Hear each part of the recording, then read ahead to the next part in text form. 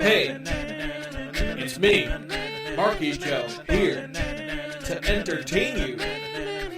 Yes, it is my show. It exists. I don't know what I'm gonna do with it. Yeah.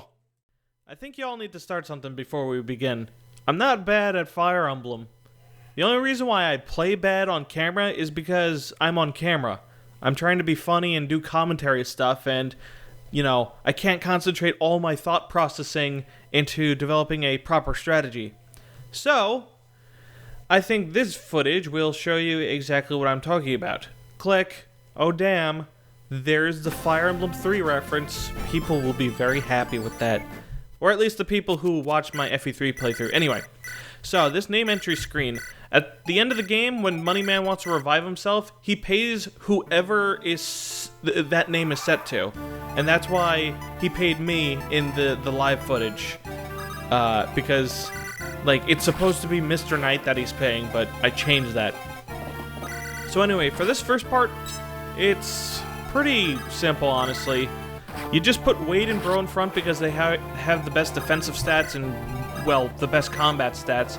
You have Sentinel attack the dudes, the soldier, while she's on the tree. This allows her to kill the archer up north, and she only gets attacked by, I think, one other archer and a cavalier, so she'll be fine.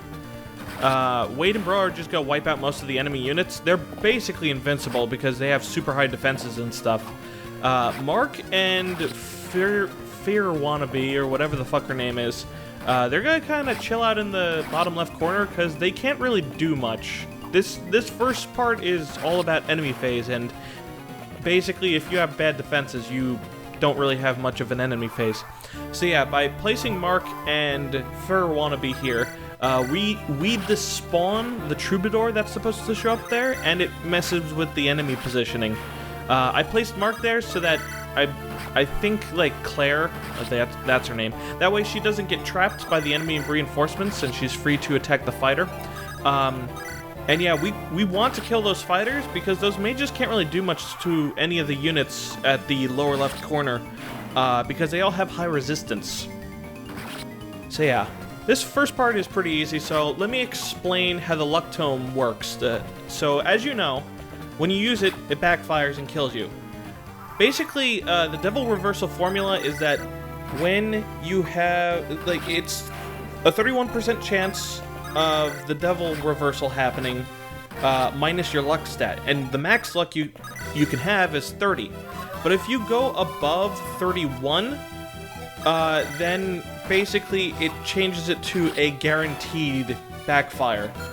Because now the required number or whatever for it to not backfire is like way too high, and it's impossible for the RNG to ever go above it. So anyway, yeah, the remainder of this turn we just heal the dudes, and now we're here at part 2. Bug will not be seeing any use here, even though he's super awesome. So basically what we want to do in this part is we want to just carve a path, kill that paladin because he will kill our units otherwise, because it, you know, he just adds to the dogpiling basically. We want to carve a path to the boss. We want to get the chest that's second from the left, because it has a very useful item that we need to kill the final boss, Moneyman, later. So the enemies, I think all the enemies here drop weapons and stuff, but they're all kind of useless, and Mr. Knight said this is to, like, force the player to do inventory management, but I kind of feel like most of the weapons are useless anyway, and you wouldn't really bother to use them, so it just kind of serves to waste our time, honestly. This druid has a Nosferatu tome. I think if he hits, he still won't survive Sentinel's second hit, but, you know, I'm glad that she dodged anyway. So yeah, this turn's pretty uneventful. I'm just wiping out enemies. Just tearing ass, though. Like, you really have to, like, make a bolt for that chest. Actually, well, I don't know. Let's see, let's look at my notes. So, we're gonna be using Wade to kill the Moneyman because he has the best battle stats for it. He can double the dude. Oh, and here's Trojan. Yeah, so you can recruit Trojan, and he is positioned in such a way that makes this wall formation just perfect. So I definitely think it was intentional that you were supposed to just make a bolt over there, because it's awfully convenient that he's able to place himself in that spot. But yeah, these enemies can't really do much to him or to Bro, who, might I add, only has 2 less defense than Trojan and much better stats. So it's just kind of like, why even bother using Trojan, except for being a wall, obviously. But yeah, Wade has the best combat stats against the Money Man, and unfortunately, there's really no way to avoid the critical chance. So this chapter is, in fact, luck-based, just not, like, each segment is only like 5 turns long, each, on average. So it's like, it's barely even an issue, honestly. Not that I would encourage people to do that, though. But yeah, so we get a white gem from Money Man, and that's also useless. We won't be using that. In fact, we won't be buying anything in this entire chapter. So the remainder of this part is just we need to survive these dudes, which is really easy because they can't do much. Except for that Sage, though. He has a bolting tome, and that was a really dick move on the designer's part. So, part 3. We're going through this like wildfire. So yeah, I don't like defense missions because they're easy to trivialize, and this is no exception. But yeah, we want to kill that thief so that, you know, we have room, basically. Our goal here is to get to the top left chest, and then just camp out for the rest of the chapter.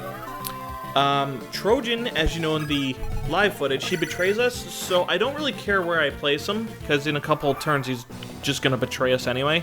So really all I'm going to use him for here is to just kind of be a distraction to the enemies, so that it makes it easier for us to block them off and make them completely unable to attack us. Which is, it's one of my favorite things to do in defense missions, is to just kind of, I think I'm about to do it here, but first I need to kill the Troubadour, who has a physics staff, which Mark is gonna need. Yay! Yeah, Mark gets the physics staff, and then he starts healing people left and right. Mark is gonna be standing in that top stairway for basically the entirety of this part. So he kind of needs that physic. That hand axe is useless, by the way. So yeah, Trojan stands there, makes it impossible for the Sage to move in the spot to attack Sentinel, and, well, actually it's worth noting that, typically, enemies with 1 range will move before units that have ranged attacks. So I don't think that was a necessary move. I think the Swordmaster would have just moved right below the sniper. But yeah, right here. I could have moved Wade 1 space to the left of Claire, but, yeah, that hero has a light brand, and, you know, placing him 1 space to the right would make him cover the chest. So yeah, Mark's gonna kill that bishop, who isn't really much of a problem, but he gets another physics staff that he doesn't need. And from here, as you can see from the south... Oh, wait. We get the Money Slayer. That's the other weapon we need to defeat the boss. We need to kind of rescue Chain Fear to go to that spot and heal her so that the sniper doesn't kill her. And in the south area, the enemies basically cannot do anything because there's a Swordmaster in the 2 range spot and a sniper in the 1 range spot. So neither of them can attack, and we're not going to bother killing them and freeing up space for other units to attack us. So the southern area is basically a non-issue at this point. That's one of the ways you can trivialize defense missions. You gotta find a way to, like, if you're designing a defense mission, you have to make it so that we can't cheese it like this. But yeah, for the remainder of this part, all we are doing is just keeping our units alive. I obviously needed to give Mark the Money Slayer as soon as possible because there's not many... Well, okay, in the final part I could have done it, but, you know, whatever. I don't care. Anyway. So Bro is gonna get weakened, Wade's gonna get weakened, and I can't heal them both at once, so Claire is gonna have to take this blow for the team, but she survives both of those dudes, so it's not really a problem.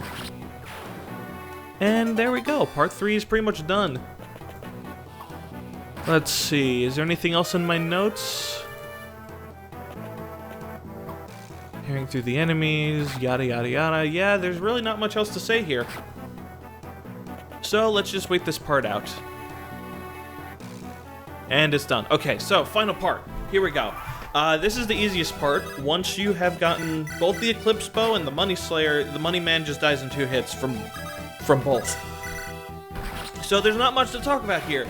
Though it's worth noting that you can despawn the Money Man, but if you do, you can't kill him, and killing him makes it so that he can't trigger Hector killing me, which is kind of dumb when you think about it. I mean, if he's not there, he can't summon Hector, can he?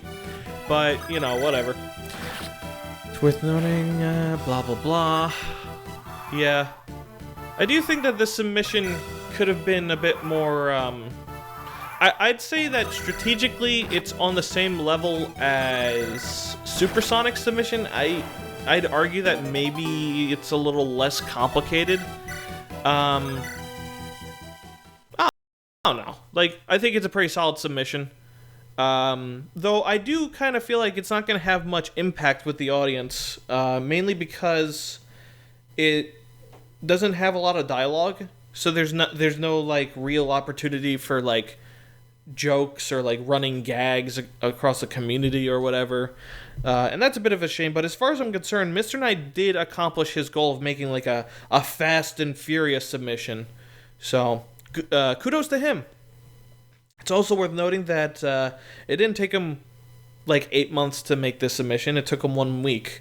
Apparently the 8 months thing that he mentioned in the ending cutscene, that was apparently for his old submission that he wanted to submit to Ragefest. Oh damn, plot twist. There was a Ragefest 3 submission that was not included or mentioned.